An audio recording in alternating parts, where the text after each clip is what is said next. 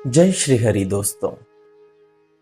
व्यक्ति जब प्रभु भक्ति में लग जाता है तो वह पूर्व में पापी से पापी या दुराचारी से दुराचारी भी क्यों न रहा हो, वह महात्मा बन जाता है। यह प्रभु का श्रीमद् भगवद गीता जी में श्री वचन है कि भक्ति द्वारा पापी से पापी भी तुरंत तर जाता है। जैसे गंदगी हीरे के भीतर प्रवेश नहीं कर सकती, बाहर से ही उसे गंदा करती है, जिसे हम धोकर स्वच्छ कर सकते हैं। वैसे ही प्रभु कहते हैं कि मनुष्य के दोष और पाप भी बाहरी होते हैं। जैसे जल से धोकर हीरे को पुनः स्वच्छ किया जाता है, वैसे ही भक्ति से जीव पुनः स्वच्छ हो जाता है। भक्ति के लिए प्रभु का यह कितना बड़ा आश्वासन है। सत्संग हमें जीवन में विवेक प्रदान करता है। दो बातों में से किसका चयन करना चाहिए, यह विवेक हमें हमारे श्री ग्रंथ देते हैं।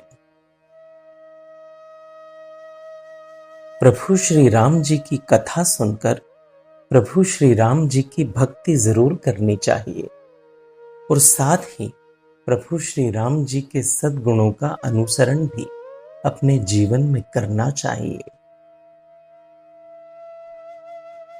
गलत संगत हमारे अच्छे संकल्पों पर भी पानी फेर देती है, इसलिए जीवन में केवल भक्तों का ही संग करना चाहिए।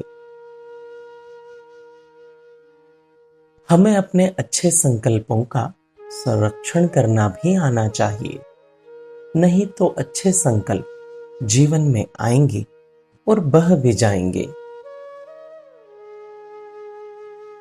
अगर हम किसी संत या भक्त को कष्ट पहुंचाते हैं तो हमारा अपराध अति गंभीर हो जाता है और वह हमारी आयु, संपत्ति, कीर्ति और धर्म को तत्काल नष्ट कर देता है।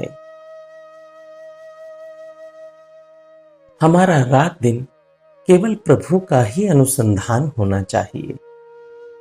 श्री नंद बाबा जब कर भरने के लिए श्री मथुरा जी जाते थे तो भी उनका अनुसंधान नंद भवन में स्थित प्रभु का ही चलता रहता था।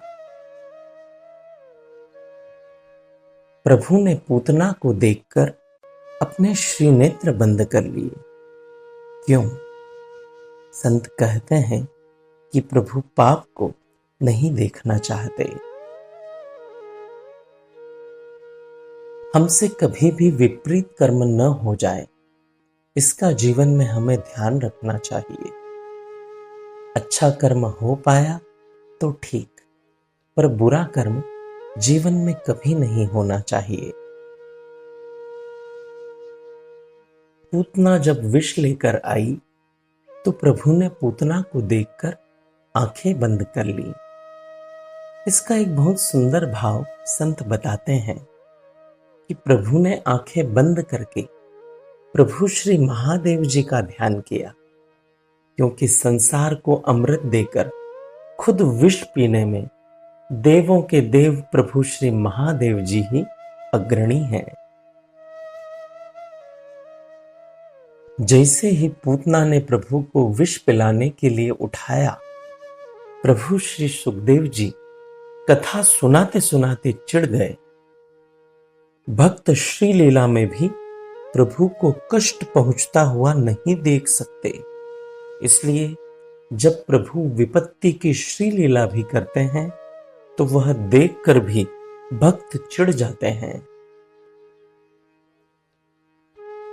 प्रभु ने जब पूतना के प्राणों का आकर्षण करना आरंभ किया तो पूतना ने छुड़वाना चाहा और प्रभु से अपने आप को छुड़वाने की खूब कोशिश की, पर प्रभु का यह नियम है कि प्रभु एक बार जिसे पकड़ लेते हैं उसे फिर मुक्त किए बिना नहीं छोड़ते।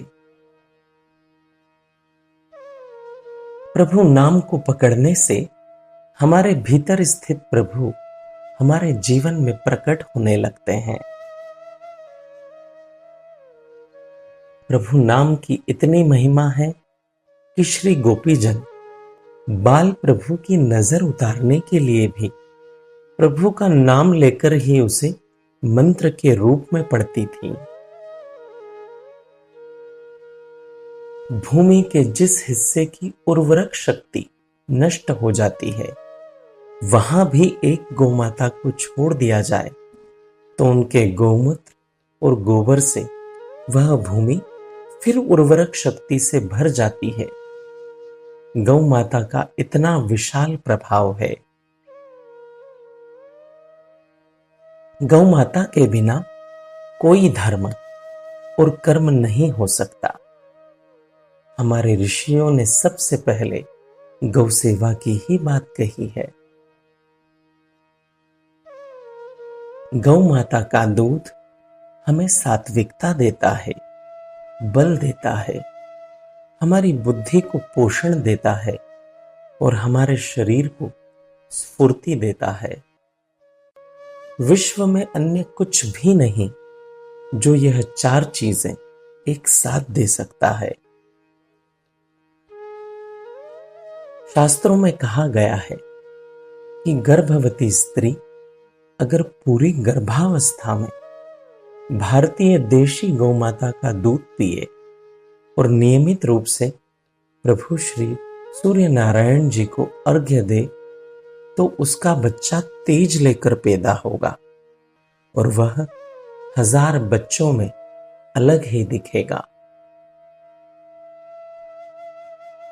अगर आप नित्य अपने मोबाइल पर भक्ति संबंधित विचारों को पढ़ना चाहते हैं तो स्क्रीन पर दिखाए जा रहे नंबर पर श्री हरि लिखकर हमें व्हाट्सएप कर दीजिए। जय श्री हरि।